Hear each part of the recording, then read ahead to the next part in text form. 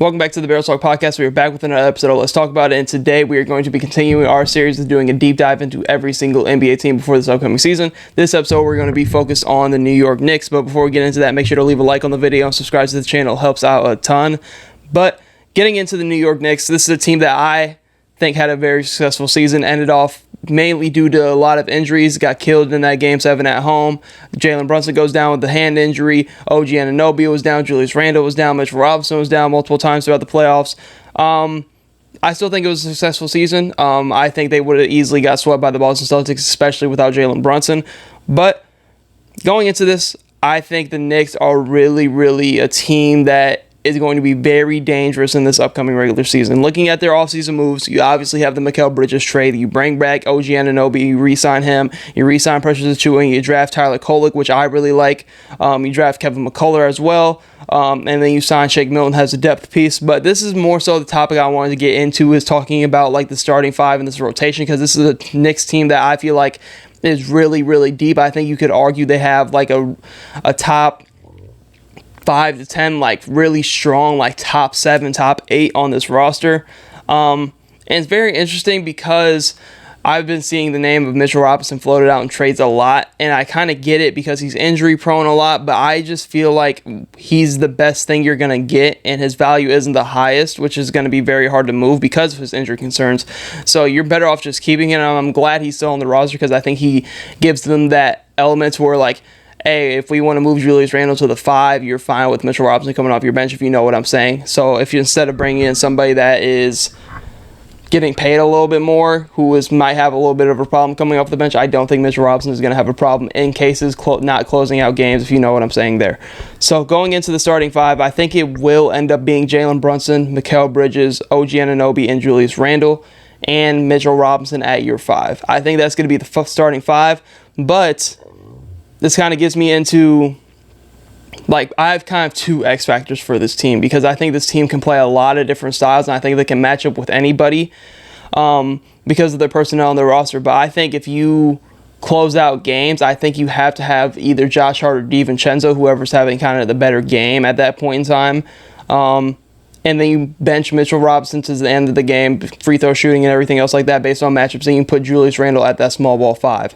I think Julius Randle at that small ball 5 can really unlock this Knicks team, and you go with a lineup of like Jalen Brunson, Mikal, OG, Josh Hart, and Julius Randle, and you can go in that lineup and you can really switch 2 through 5 in that kind of lineup, because of everybody being able to just be great defenders outside of Jalen Brunson. They've really built the perfect team around Jalen Brunson. This might be one of the most perfectly constructed units, and this is all credit to Jalen Brunson for taking a $113 million pay cut to get this team together, because, I mean, Villanova guys, we all know that connection as well. So this is probably one of the best constructed teams I've seen around a player in quite some time. Going into the X Factor, I think Mitchell Robinson is one of the X Factors for this team, because his health and what he brings as a rim protector is something that this team desperately needs. They need him to stay healthy because their center depth isn't the greatest. So him staying healthy is going to be very important. Even though I think the best version of this team is going to be Julius Randle at the 5, you still need that size out east for sure when you have people like Joel Embiid, Giannis Antetokounmpo. So guys like those two who are going to be threats to the New York Knicks, you need to have somebody like a Mitchell Robinson to protect the paint, even though I think Julius Randle can be a very underrated rim protector when he wants to be, if they allow him to kind of really grow in that role, and if he accepts that role at the 5.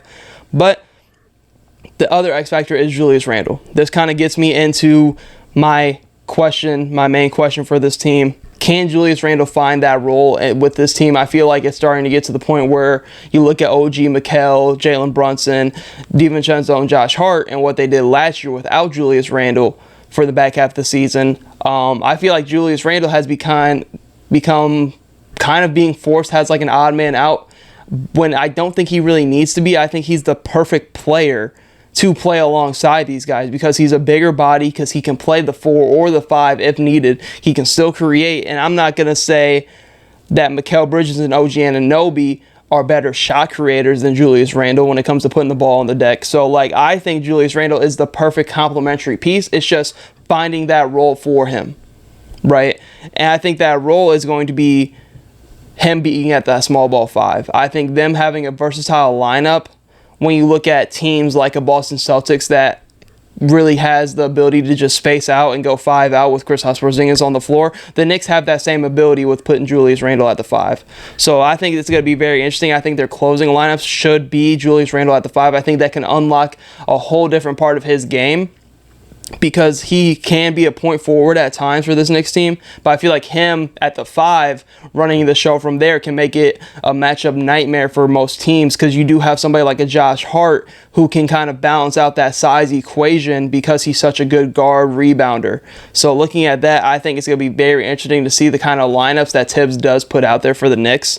And in terms of expectations, I think this New York Knicks team is going to finish a top 3 team out east. And I think Jalen Brunson could be a sneaky name in MVP conversations. I think he's just going to be the catalyst for this team. I think they're going to still rely on him like they have the past 2 years, but it's going to be in a different light. This is going to be the best team that the Knicks have had, and I don't even know how long. Like, this is the best constructed team the Knicks have put together maybe ever, depending on what they do. That might be a little bit of a hot take, but this is the best constructed team I've seen put around a star, especially at the point guard position, in quite some time. You have lengthy, long defenders, and I think every single piece fits perfectly with what they want to do. But it's going to come down to Tibbs. The narratives of them and the playing time and breaking his players down and everything else like that. But I think everybody on this roster is a Tom Thibodeau guy. And I think they are all going to be bought into the system to where I think this is going to be a very successful team off the rip. I don't really think there's going to be a whole lot of chemistry issues with this team. And the talks, I can already see them now talking about maybe Julius Randle is the odd man out. I think he's the perfect complementary piece to what this team is going to look like at their peak form. But like I said, going over the main question again, I think Julius Randle, what's that role for him on this team? I think that's up to Tibbs. I think he's going to be a phenomenal small ball 5 if they want to go that route, and that's the route I think that they should eventually go. X factor is him and Mitchell Robinson. Mitch Robinson based on his health, and Julius Randle because I feel like with him at his best, this team is going to be very, very, very hard to beat.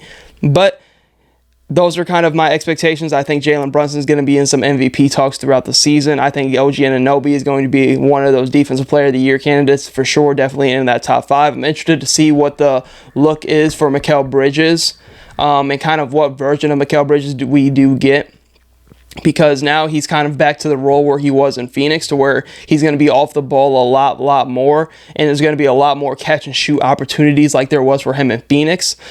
So I'm interested to see what kind of role Mikal Bridges does go into in terms of what kind of version of a player we do get, because there are going to be times where I think Mikal Bridges is going to be the number 1 option on some nights because he does have that ability, and the Knicks know that he has that ability.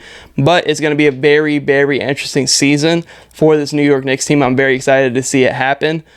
Because I think they're one of the teams that can rival a Boston. I already said I think the Milwaukee Bucks are the biggest threat to Boston because of Giannis Antetokounmpo, but this is a team with OG and Mikal Bridges that can go guard, and you still have a Josh Hart and a Julius Randle that can go guard Jaylen Brown, Jason Tatum on the Boston Celtics. So it's going to be very interesting to see them match up with some teams out east, because I think they have real legit probably top 10 defenders at that wing spot in Mikal Bridges and OG Anunoby. I could say OG Anunoby is a top 3 defender in the league, and I can say Mikal Bridges is floating somewhere in that top 10. I feel like we always forget that Mikal Bridges kind of turned into more of an offensive-minded player with the Nets, but we always forget how good defensively Mikal Bridges is, especially when he's in kind of this role he is now compared to his Phoenix role back in the day.